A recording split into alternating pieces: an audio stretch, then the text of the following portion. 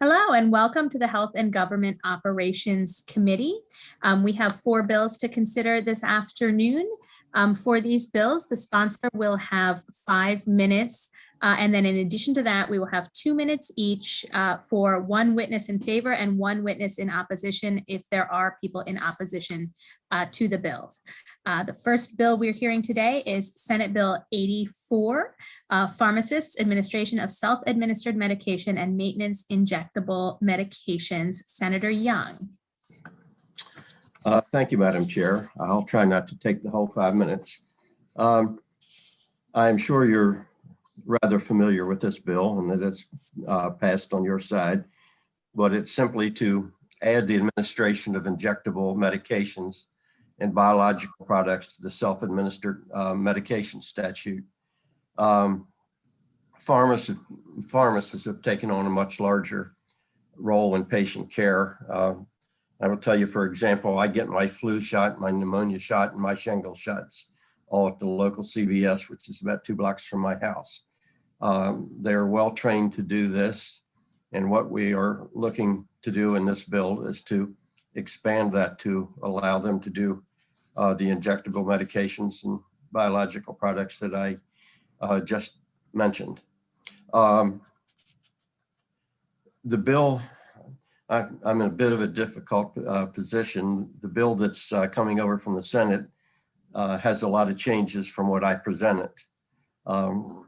To be very honest, I like your bill a little bit more than what came out of the Senate. I would say, though, that I agree if it doesn't cause any difficulty to accept Senator Lamb's amendment, which expands a little farther what the pharmacist can do. We had an opinion from the Attorney General. I think it really takes us into an area we've not been before and is requiring things in this bill that they do not require in other actions taken by pharmacists. So I will leave that for you to look at. But I think it's very important that we pass this bill. It's been here for several years. It does make care a lot more accessible. Psychologists and psychiatrists supported. They like to do what they do and not give injections. And so having them refer the person to a pharmacist is much to their benefit as well as the convenience of the patients. So I would just say that I appreciate you looking at it, and I'll, as far as myself is concerned, lean to your judgment as to what you refer out. And with that, I'll take questions if there are. Thank you, Senator Young. Do we have questions for the senator on this bill? And I will advise the committee that he's the only one testifying on this bill and the rest of it is written in your file. Delegate Bagnall. Thank you, Madam Chair, and thank you, Senator, for this bill. Could you just clarify a little bit? You said if we could accept Senator Lamb's amendment, could you just clarify what that amendment is? I apologize. I just didn't see it in the.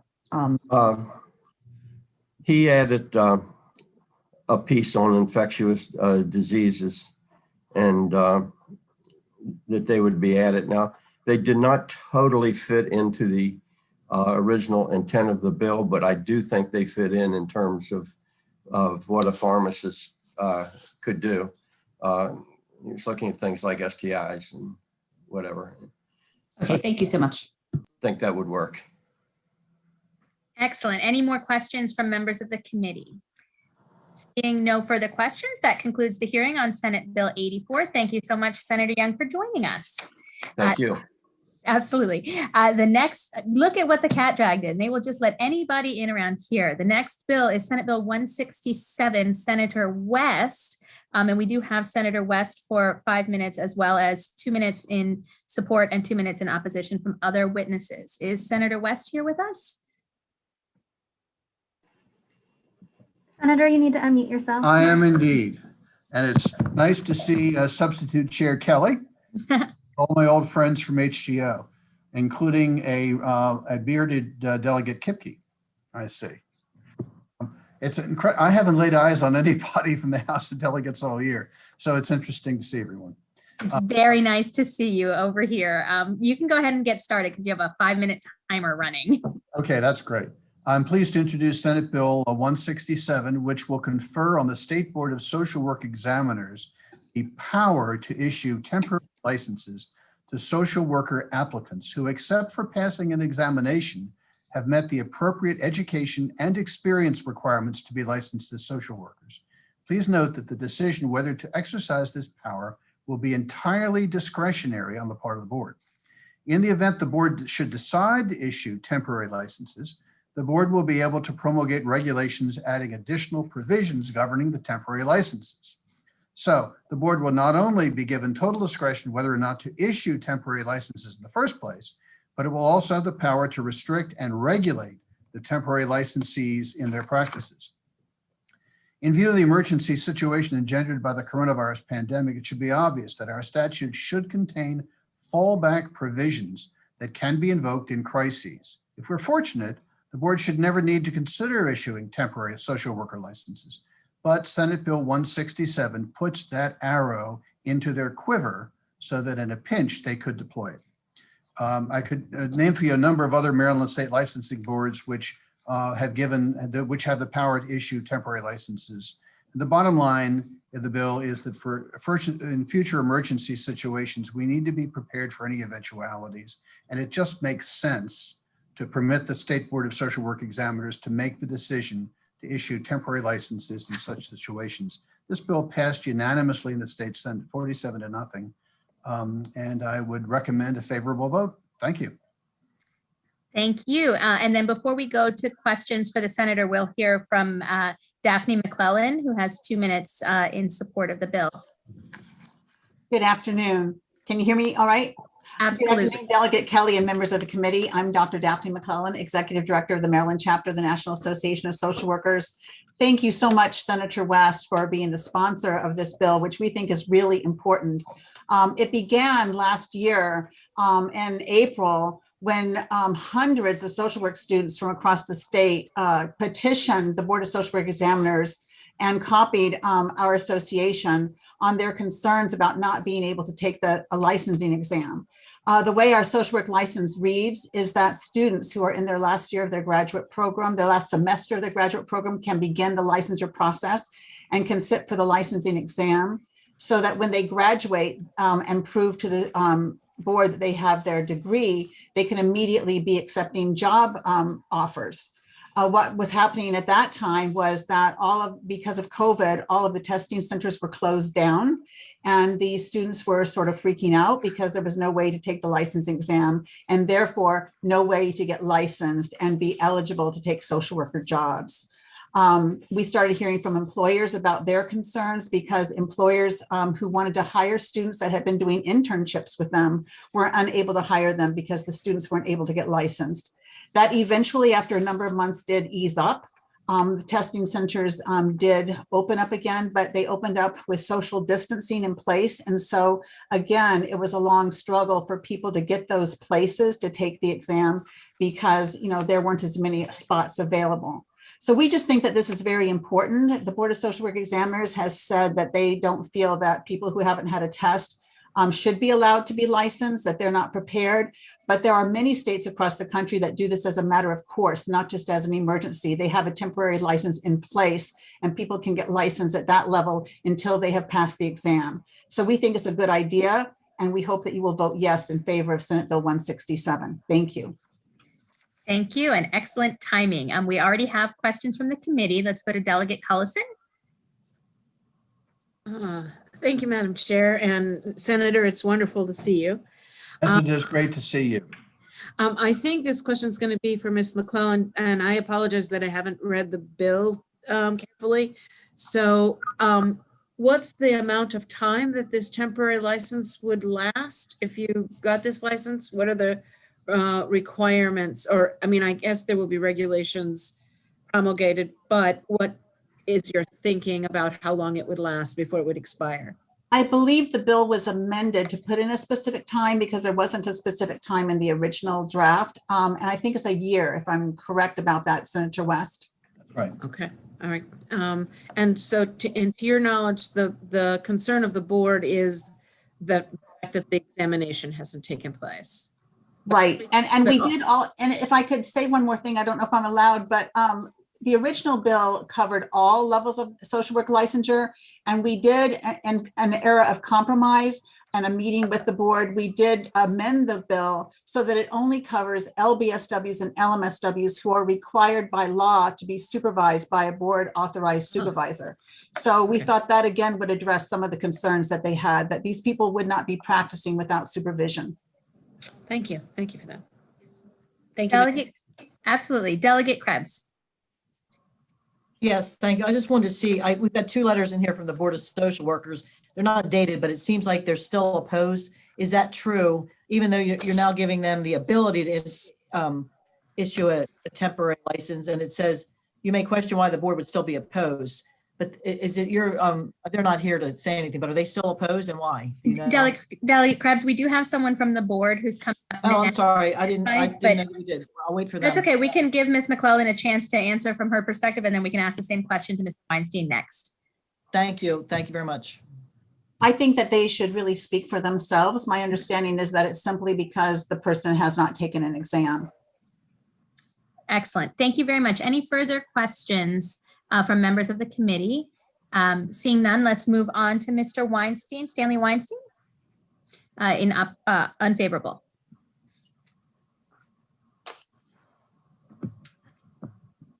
I think Mr. Farrell is actually speaking in his place. Okay, Mr. Farrell. Good afternoon, Madam Chair and members of the committee. Thank you for the opportunity to appear before you today on the matter of Senate Bill 167. I am Jerry Farrell, Chair of the Maryland Board of Social Work Examiners, and I speak today on behalf of the full board. I should also note I am not a social worker. Rather, I am one of 2 consumer members on the board. I've been on the board for more than 4 years now and chair since last July. Our board does still unanimously and vigorously oppose the idea of temporary licenses for social workers for multiple reasons.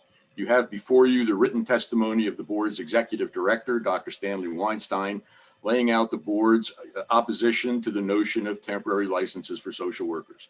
The proposed legislation is a well-intended but seriously flawed proposal that would set an unfortunate precedent with unintended but easily foreseeable consequences. Setting aside the fact that the board staff has neither the process nor resources to develop a process to manage temporary licensees, had the board issued temporary licenses last year, some 380 applicants unable to pass the license exam and therefore unqualified to practice social work in Maryland would have been unleashed on our most vulnerable and unaware populations with the potential to do very real harm. This is the polar opposite of the board's mission as defined by the General Assembly to protect the public. The assertion that the proposed legislation merely authorizes but does not require issuance of temporary licenses and is therefore harmless makes no logical sense. Why would we want a statute that has no requirement and no provision for enforcement to further unnecessarily confuse and complicate the Social Work Practice Act? And it would open the door to further unwarranted actions.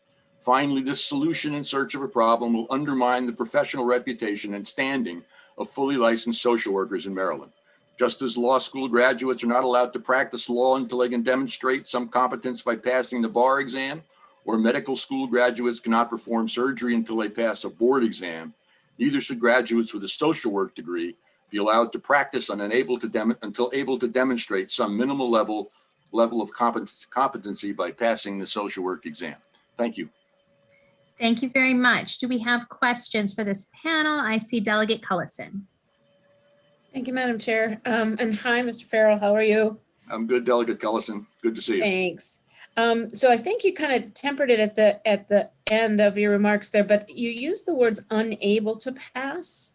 And I guess I was thinking that we don't know whether they can pass the exam or not because they haven't been given the opportunity. So I guess it's really about opportunity, not about skill level for if you were to invoke this license. Would you agree with that? No, because the 380 I mentioned, I think the exact number was 381 failed the exam last year. I mean, as it happened, by the end of last year, the board actually issued more licenses in 2020 than we did in 2019, despite all the problems with the examination along the way because of the pandemic restrictions. We still licensed more in 2020 than we did in 2019, but some 381 applicants failed that exam. And without the exam, you know, if they hadn't taken it, they would have gotten it. They could have gotten a temporary license had we had this law in place, and that would not have been good in the board's view. Okay, all right, thanks. That clarifies it for me. Thank you. Next question is from Delegate Johnson. Thank you, Madam Chairman. And my question is, the folks that would be given a temporary license that had not taken the exam yet, would they fall under the regulatory board of the Board of Social Work Examiners? If that's for me, Delegate Johnson, the answer is we don't think that the law provides sufficient oversight for the board to regulate the temporary licensees in the same manner as we regulate people who are regularly licensed by the board. We're concerned that there is no disciplinary process available to the board for temporary licensing. All right, thank you. Thank you, Madam Chair. Absolutely. Delegate Hill. Thank you, Madam Chair. Thank you, sir. Can you explain how it works now when social workers finish their training? They have to do some clinical time. What is it? What kind of supervision? How are they practicing under whose authority without a license now? And how are they able to help take care of the population prior to licensing? Well, they are not allowed to practice without a license. And supervision is a key point for the board in this bill that would authorize temporary licenses.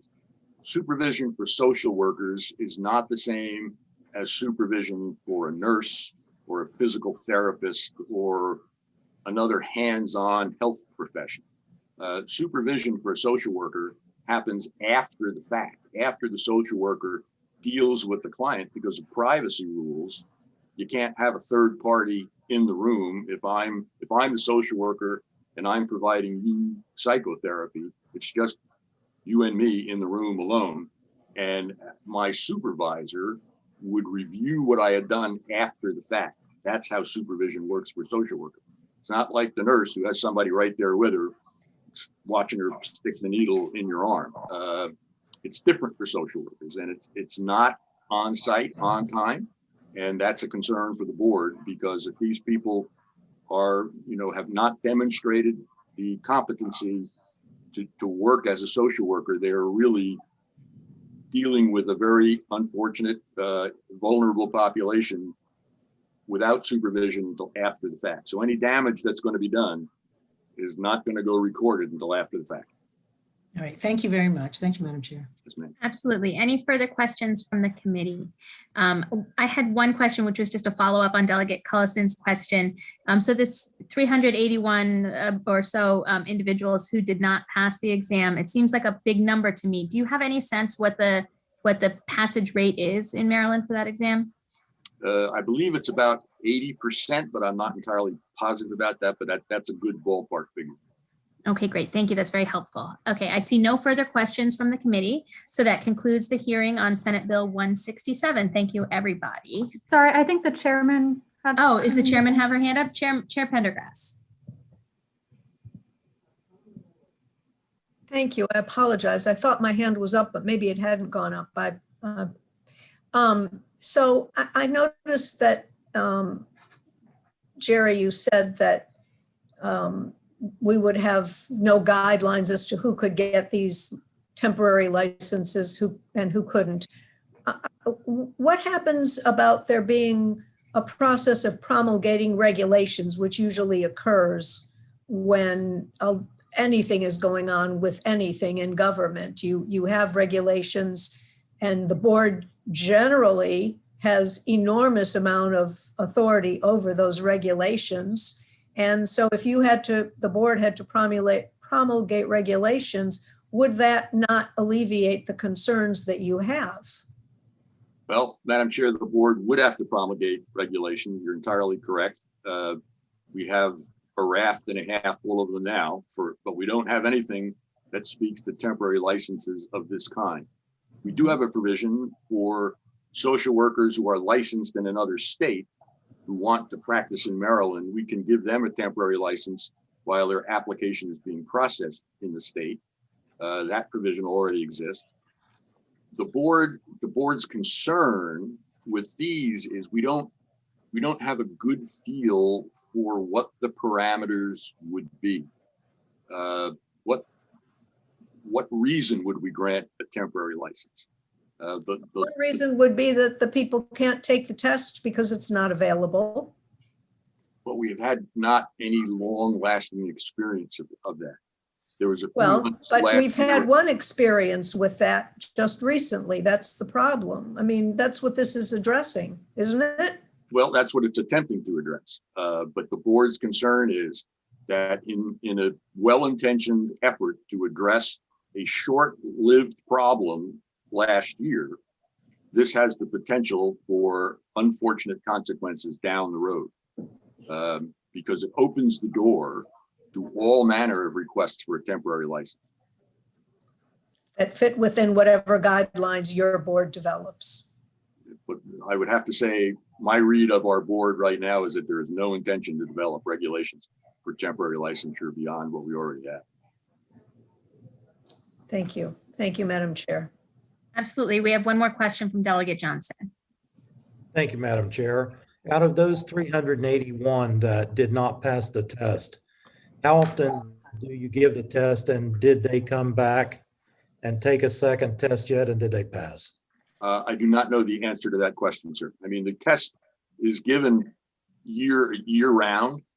And usually in the state, we allow graduates to take the exam. I think it's a couple of months before they actually graduate, on the presumption that they're going to pass all their courses. And so that when they graduate, they'll have already passed the exam and they can get licensed right away. Whether or not any of those 381 have come back to take the exam again, I do not have that information available to me right now, sir. Can you get us that information? I can certainly attempt to try. Yes, sir. Thank you. Thank you, Madam Chair. Absolutely. Seeing no more questions from the committee, that again concludes Senate Bill 167's hearing. Thank you very much. Let's move on to Senate Bill 298, which is Senator Riley's bill, State Board of Pharmacy, Pharmacy Closure, Notice to Customers, the Dennis Robin Act. Is Senator Riley here? I am, Madam Chair. Wonderful. We're going to have a 5-minute timer running. You have 5 minutes just so the committee knows he's the only person testifying on this bill. So go ahead, start whenever you're ready. Thank you very much. So about a year and a half ago, a former member of Department of Legislative Services, who also served on Governor Schaefer's staff, went into private practice as an attorney, very capable, very detail orientated. He had developed cancer later in his life. He went to his local pharmacy one day and it was shuttered. And there was a sign posted. It said, "Your prescriptions have been sent across town to a different pharmacy." And of course, being the researcher that he did, he found out that there were 14 specified steps that the pharmacies that were closing had to follow when moving from a closed situation in their relationship with the Board of Pharmacy. Some of it's very logical. What are you going to do with controlled substances? How much notice do you have to give the state of Maryland, et cetera? But there were no consumer protections. So Mr. Robin went to the Virginia law, found out they had a 30-day advance mandatory notice to the consumer. He came to me last year. Of course, this bill never moved forward because of the COVID. But it's here before us now, and it has the special Maryland touches, which means we're not using a full 30 days on every case. The bill as amended says that the pharmacy will either, within 30 days of closing, post a notice, make sure it's conspicuously positioned, put it on their website, and provide written and verbal notice to each customer who comes in for a prescription refill, or at least 14 days before the anticipated closing, the pharmacy will mail a notice to every current and authorized refill. Not everybody in their database. A lot of these prescriptions have expired. But this is a consumer protection bill. It was offered with no opposition, and I didn't need a lot of testimony from other people because it really stands for itself. We're protecting the state with the pharmacy for the illegal diversion of opioids or other important drugs. There's lots of inventory control and notice to the Board of Pharmacy. But for consumers, they have rights, and this bill is designed to move their rights forward with reasonable, low-cost, appropriate notice. Madam Chair, wish that the Health and Government Operations Committee would give this bill a favorable report. Thank you. Thank you. Do we have questions for the senator on this bill? I'm going to give everybody just a second to raise their hands. Seeing no hand, one hand, Delegate Krebs. I'm sorry, I'm trying to read the, from the Board of Pharmacy. They had a question about amendment. Did you take their idea for the amendment from the Board of Pharmacy? I'm afraid I don't. And I'm not sure. I'm looking at my notes and I don't see anything from them. Oh, you know what? Maybe it's just the 30 to 10 days. They explained. Yeah, yes, I'm sorry. Yes, they were concerned about the 30 days and we did respond to their concerns. But so Delegate Krebs, also, this was also concerned by the pharmacists themselves. They're in the process of closing. They're doing a lot of accounting work with the Board of Pharmacy. They thought that the 14-day mailing would be more appropriate, or handling it in the 30-day time frame that is also an alternative. Well, and I'm just reading this real quick, but it says proposed amendments change the time limit for a posted notice from 30 to 10. Right. Well, Where would that be? It's 30. The pharmacist has a 30-day option or a 14-day option, which they can choose. Okay, I'm just trying to see if the pharmacists were okay with it. It just seems like a small. We'll have to read it and see what they, Sure. what they. No opposition asked in for. the You Senate probably have already addressed it, but. Okay. Okay, thank You're welcome. Excellent. Any further questions? I don't see any more. So that concludes the hearing on Senate Bill 298. Thank you so much. Thank you, Madam Chair. Final bill of the day is Senate Bill 120. It is Insurance Credit for Reinsurance Model Law Revision. It is by the chair of the Senate Finance Committee, but I believe we have Commissioner Bahrain here to introduce the bill. Is that correct? Yes, Delegate Kelly, I'm here. Wonderful. So if you want to go ahead and explain the bill to us, I know we also have Michael Patty and Lynn Beckner who can speak after you. Yes, well, thank you very much. I appreciate the opportunity to appear this morning to testify, or this afternoon, in support of Senate Bill 120. So Senate Bill 120 adopts into law the 2016 revision of the National Association of Insurance Commissioners, NAIC's Model Law 785 on credit for reinsurance. Now, as a reminder, the NAIC was created to ensure uniformity and consistency within the insurance industry, which is regulated locally by each state. The NAIC's primary focus is to support the state insurance regulators in their mission to protect consumers, ensure financial solvency, and overall health of the insurance industry. The NAIC has revised Model Law 785 in 2011, 2016, and again in 2019, and each of these revisions has become an accreditation standard over time. To date, Maryland has successfully adopted the 2011 revisions in the 2013 legislative session and the 2019 revisions in the 2020 legislative session.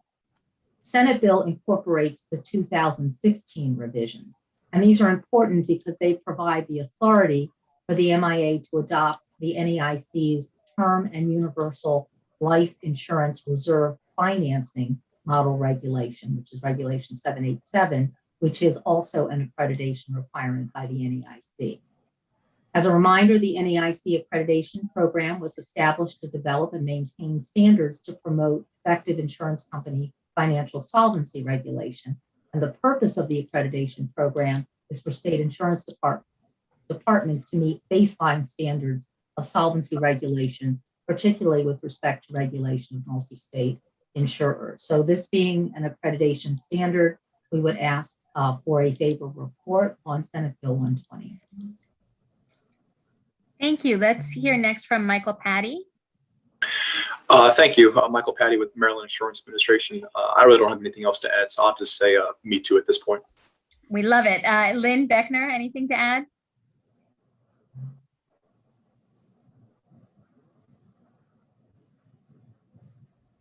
Do we know if Lynn's here? I don't She know. is. She is. She just needs to unmute. And also start video. I'm sorry about that, but I don't have anything to add. Thank you, Commissioner Brain. Excellent. Let's go to questions from the committee. Delegate Cullison.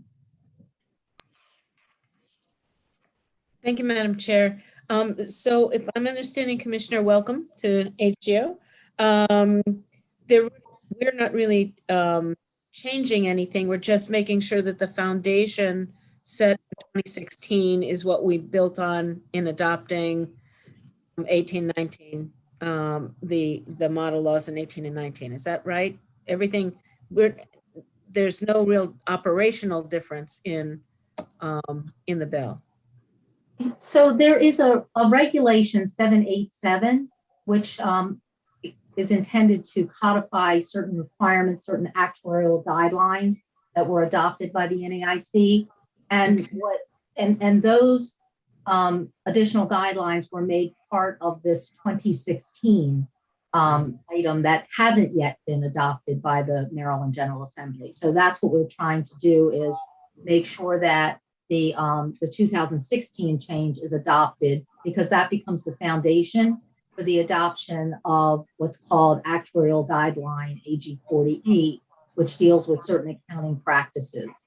And Lynn can provide you with detail about what those specific practices are, but it's something that the NAIC adopted several years ago in order to protect against certain accounting devices that were being used by insurance companies in some cases to lower their reserving requirements, particularly life insurers. Okay, great. I don't suspect I need any more details. I just wanted to understand a little bit better about what it did. So thank you. Absolutely. Any further questions from the committee on this bill? I'm not seeing any more hands up. I'm just giving them a second. Make sure there's no hands. Wonderful. No more questions. So with that, we conclude the hearing on Senate Bill 120. Thank you very much. That was the last bill of the day. I'd like to hear if we have any announcements from the chairman. Nope. Perfect. Well, then that concludes the business for the day. And